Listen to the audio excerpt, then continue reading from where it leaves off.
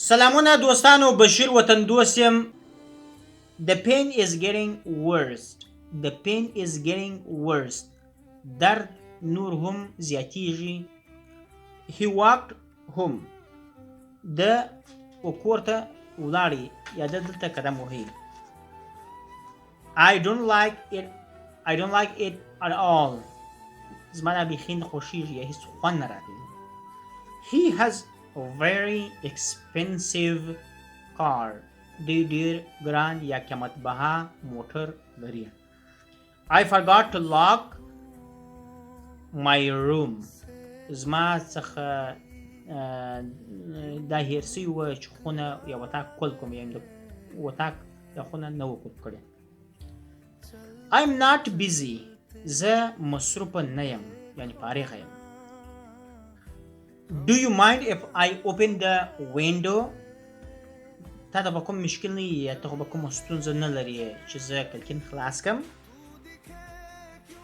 I have an appointment with the doctor at 6. زه پر 6 بجو باندې د ډاکټر سره لیدنه لرم یا اپاینټمنټ لرم یا د ډاکټر څخه وخت اخیستی دی، ورځمه چې تکلیف لرم هغه ورسره شریکم. Don't make the same mistake again. بیا همدغسې غلطي ونه کړه.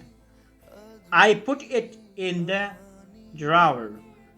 ما هغه د میز په خانه کې drawer هغه د میز جابې ته ویل کېږي، په دې کې مې ایښی دی. The new heaven is worth visiting. New heaven په دې ارزي چې ورسې یا وګورې یا پکې وګرځېږه. I would like to go fishing if possible. زه غواړم چې ولاړ سمه ماهیان ونیسمه که امکان درلود، یا که امکان درلود زه غواړم چې د ماهیانو په نیولو پسې ولاړ سم. دوستانو، خدای دې وکړي چې ورباندې پوه سوي یاست. که په کوم ځای باندې پوه سوي نه یاست کولی شئ تاسې کمنټ راته راکړئ. تر بلې ویډیو پورې د خدای په امان.